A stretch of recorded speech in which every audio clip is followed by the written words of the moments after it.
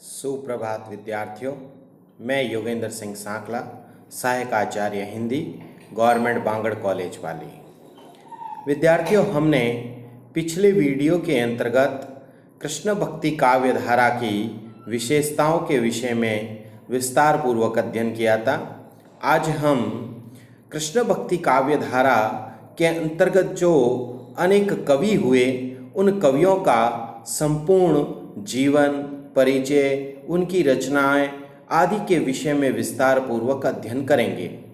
विद्यार्थियों, हम देखते हैं कि कृष्ण भक्ति काव्य धारा के अंतर्गत अनेक कवि हुए और उन कवियों ने भगवान श्री कृष्ण की विभिन्न लीलाओं का उन्मुक्त कंठ से गान किया और चित्रण किया। तो एक कृष्ण भक्ति काव्य धारा की लंबी परंपरा के रूप में हमारे सामने उभर करके आती हैं। ऐसा माना जाता है कि वैष्णव संप्रदाय के इस संस्थापक के रूप में हमारे सामने वल्लभाचार्य जी का महत्वपूर्ण योगदान है। वल्लभाचार्य जी के 84 शिष्य थे और उनके पुत्र विट्ठलनाथ जी के 252 शिष्य थे। बाद में विट्ठलनाथ जी ने अपने पिता वल्लभाचार्य जी के 84 शिष्यों में से 4 शिष्यों का चयन किया और स्वयं के 252 शिष्यों में से 4 शिष्यों का चयन किया। ऐसे करके 8 कृष्ण भक्त कवि हुए, जिन्हें अष्टछाप कवि के नाम से भी जाना जाता है। ये अष्टछाप के जो कवि थे, जो कृष्ण भक्ति काव्य धारा के प्रमुख एक कवियों की धारा के रूप में माने जाते हैं। इन कवियों ने भगवान श्री कृष्ण की लीलाओं का उन्मुक्त कंठ से गान किया और चित्रण किया। तो उन्हीं अष्टछाप के प्रमुख कवियों को हम आज कृष्ण भक्ति काव्य धारा के प्रमुख कवियों और उनकी रचनाओं के विषय में एक विस्तार पूर्वक विशदतापूर्ण अध्ययन करेंगे। यदि हम देखें तो हमारे सामने कृष्ण भक्ति काव्य धारा के प्रथम कवि के रूप में उभर करके आते हैं, वे हैं कुंभन दास। कुंभन दास जी जो हैं वो कृष्ण भक्ति काव्य धारा के अष्टछाप कवियों में सिरमौर कवि के रूप में जाने जाते हैं। इनके विषय में ऐसा बताया जाता है कि कुंभन दास महाप्रभु वल्लभाचार्य के प्रथम शिष्य बने थे। अष्टछाप के कवियों में सबसे बड़े थे। इन्हें श्रीनाथ जी की कीर्तन सेवा में नियुक्त किया गया था। ये संगीतज्ञ भी थे और इनका स्वतंत्र ग्रंथ हमारे सामने कोई भी उपलब्ध नहीं होता है। इनके 186 पदों का जो संकलन है वही हमें साहित्य के अंतर्गत दिखाई देता है। कुंभन दास ने ही अकबर के द्वारा फतेहपुर सीकरी बुलाए जाने पर कहा था, संतों का राज दरबारों में क्या काम। तब उन्होंने उस समय अकबर को यह चीज़ कही कि संतन कहाँ सीकरी सो काम, आवत जावत पनिहा टूटे बिसरी गयो हरि नाम। तो इस प्रकार से हम देखते हैं कि अष्टछाप के कवियों में कुंभन दास जी का सर्वोपरि स्थान माना गया है। इनकी रचनाएं बहुत ही अधिक स्वांत सुखाय की भावना को प्रकट करती हैं और एक समूचे मानव जीवन को भगवान श्री कृष्ण की लीला से ओतप्रोत होने और उनकी भावनाओं के साथ जुड़ने का अत्यंत ही मनोरम चित्रण प्रस्तुत करती हैं।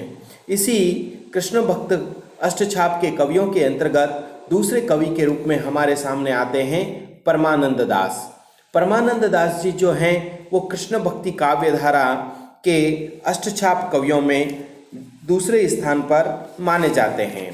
परमानंद दास जी के विषय में ऐसा कहा जाता है कि ये कन्नौज के रहने वाले थे। इनका जन्म 1550 विक्रम संवत में हुआ था। गोस्वामी विट्ठलनाथ के ये शिष्य थे। इनके रचे हुए 6 ग्रंथ बताए जाते हैं, जिसमें परमानंद सागर, परमानंद जी के पद, दान लीला, उद्धव लीला, ध्रुव चरित्र तथा संस्कृत रत्नमाला इनके प्रमुख ग्रंथ माने गए हैं। परमानंद जी जो हैं वह इस कृष्ण भक्ति काव्य धारा की अनेक प्रकार की लीलाओं का उन्होंने अत्यंत ही मनोहारीपूर्ण चित्रण किया है। कहा जाता है कि इन्होंने वल्लभाचार्य जी से दीक्षा लेकर के उन्होंने कृष्ण की बाल लीलाओं को बहुत ही महत्वपूर्ण रूप से उभारने का प्रयास किया है। जिसका संकलन इनके परमानंद सागर के अंतर्गत हमें दिखाई देता है। इसी धारा के अंतर्गत हमारे सामने कृष्ण भक्त कवियों के अंतर्गत तीसरे कवि कृष्णन दास आते हैं। कृष्णन दास जो हैं वह भी अष्टछाप के कवियों के अंतर्गत माने जाते हैं। कहा जाता है कृष्णदास का जन्म 1553 विक्रम संवत में हुआ था। ये जाति से शूद्र थे, किंतु अपनी भक्ति भावना के प्राबल्य से श्रीनाथ जी मंदिर के मुखिया पद पर रखे गए थे और गुजरात के रहने वाले थे। महाप्रभु वल्लभाचार्य के शिष्य और कृपा पात्र होने के कारण ये मंदिर के मुखिया बनाए दिए गए थे।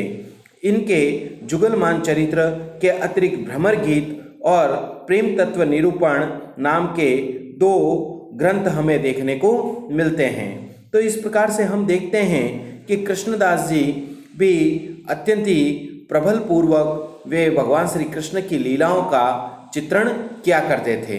इसी परंपरा के अंतर्गत चौथे कवि के अंतर्गत यदि हम देखें तो हमारे सामने आते हैं छीत स्वामी। छीत स्वामी जो हैं इनका जन्म लगभग 1575 विक्रम संवत के लगभग माना जाता है। ये मथुरा के संपन्न पंडा थे और अकबर के दरबारी रत्न बीरबल के यजमान भी थे, किंतु बाद में स्वाभिमानवश उनकी पुरोहित वृत्ति छोड़ दी थी, यानी कि उनके पास रहना और उनके पुरोहित का जो कार्य करना वह पूर्ण रूप से उन्होंने बीरबल का त्याग दिया। इनका रचित कोई ग्रंथ उपलब्ध नहीं होता, केवल एक फुटकल छंद हमें दिखाई पड़ते हैं। ब्रजभूमि के प्रति इनको अगाध लगाव था, तभी तो ये अपनी भावों को व्यक्त करते हुए कहते हैं, हे विघ्ना तो सो अचरा पसारी माही मांगो, जन्म जन्म दीजो याही ब्रज विश्वो। यानी कि ब्रज के प्रति इनका जो लगाव था वह अत्यधिक घनिष्ठ लगाव हमें देखने को मिलता है।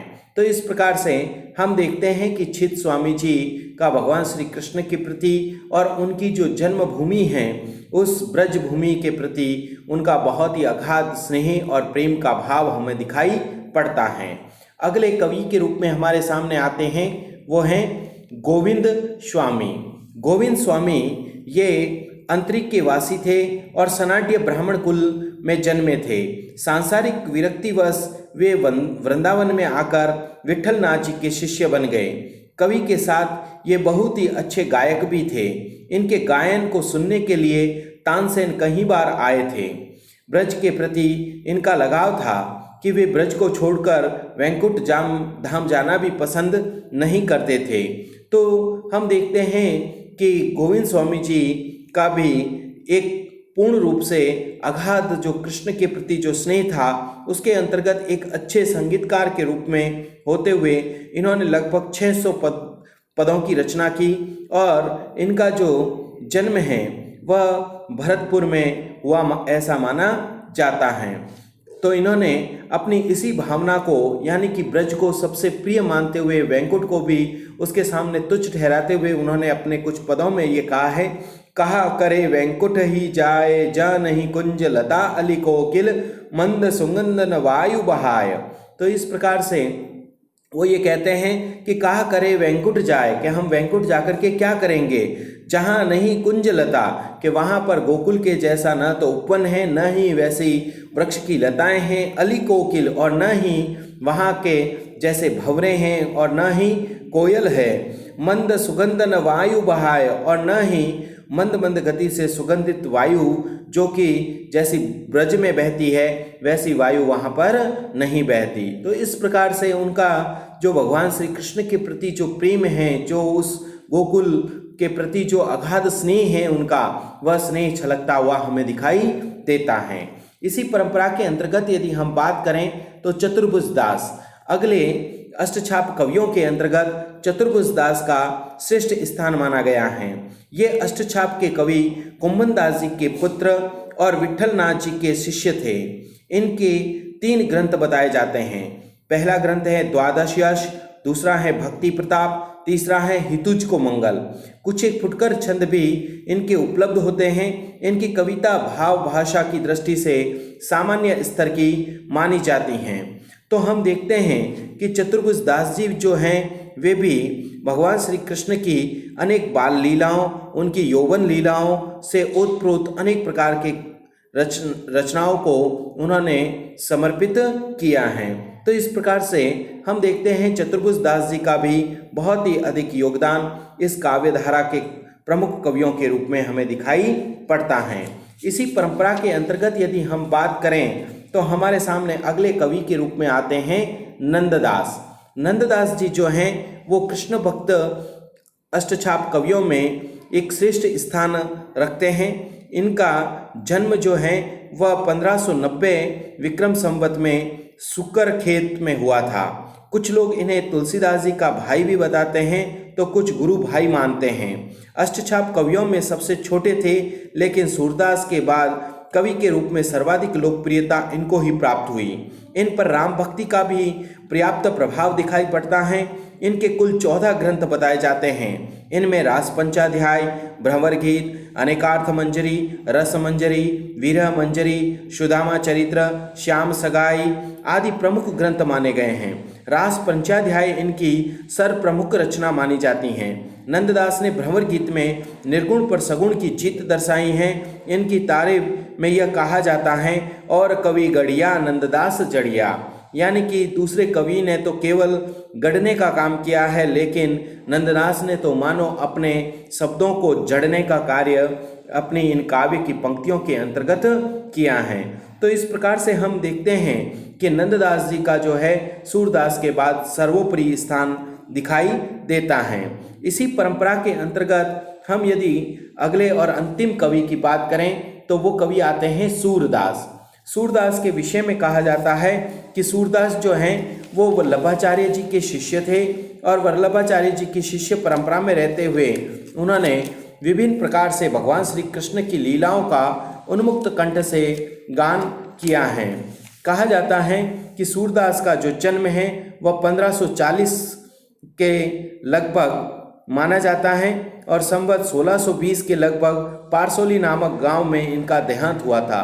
कुछ लोग इनकी जन्मभूमि सिही नामक गांव को मानते हैं। इनका प्रमुख निवास आगरा मथुरा सड़क पर रुणुक्ता नामक गांव के समीप गहुघाट पर हुआ था। महाप्रभु वल्लभाचार्य से दीक्षा लेने के बाद गोवर्धन पर्वत के निकट पारसोली गांव में रहने लगे। सूर के पिता का नाम रामदास बताया जाता है। कुछ लोग इन्हें सारस्वत ब्राह्मण बताते हैं, तो कुछ विद्वानों के अनुसार वे ब्रह्म भट्ट थे। सूर की रचना साहित्य लहरी के अनुसार सूरदास पृथ्वीराज रासों के रचयिता चंद्रवरदाई के वंशज थे। इस ग्रंथ के अनुसार उनके पिता का नाम हरिश्चंद्र था। सूर के कुल 7 भाई थे। सूर के अंधेपन को लेकर विद्वानों में मतभेद हैं। कुछ विद्वान इन्हें जन्म से ही अंधा मानते हैं, तो इनको जन्म से अंधा न मानने वाले विद्वानों के द्वारा उनके बाद में अंधे होने के अलग अलग प्रमाण बताए गए हैं। एक विचारधारा के अनुसार जब सूर के 6 भाई मुसलमानों के साथ युद्ध में मारे गए, तब अंधे सूर अपने भाइयों को खोजने निकले और एक कुएं में गिर गए। 6 दिनों तक वहीं पड़े रहे। 7वें दिन भगवान श्री कृष्ण ने उन्हें दृष्टि प्रदान कर उन्हें दर्शन दिए, लेकिन इनके बाद सूर ने स्वयं अंधे रहना पसंद किया। उन्होंने भगवान से प्रार्थना की कि जिन नेत्रों से मैंने अपने भगवान के दर्शन कर लिए हैं उनसे किसी और को न देखूं। इस प्रकार वे पुनः नेत्रहीन हो गए। एक अन्य किंवदंती के अनुसार सूर किसी सुंदर स्त्री पर आसक्त हो गए थे। बाद में पछतावे के कारण उन्होंने अपने दोनों नेत्र फुड़वा लिए। तो इस प्रकार हम देखते हैं कि कृष्ण जो भक्ति काव्य धारा के अंतर्गत सूरदास का बहुत ही महत्वपूर्ण योगदान है। इन्होंने महत्वपूर्ण रूप से 3 ग्रंथों की रचना की है, और वह 3 ग्रंथ हैं सूर सागर, साहित्य लहरी तथा सूर सारावली। हम अगले वीडियो के अंतर्गत विद्यार्थियों कृष्ण भक्ति काव्य धारा के अन्य कवियों के विषय में और उनकी रचनाओं के विषय में पढ़ेंगे, तथा सूरदास के विषय में एक विस्तार और विशद पूर्वक चित्रण भी हम अगले अध्याय के अंतर्गत पढ़ेंगे। धन्यवाद।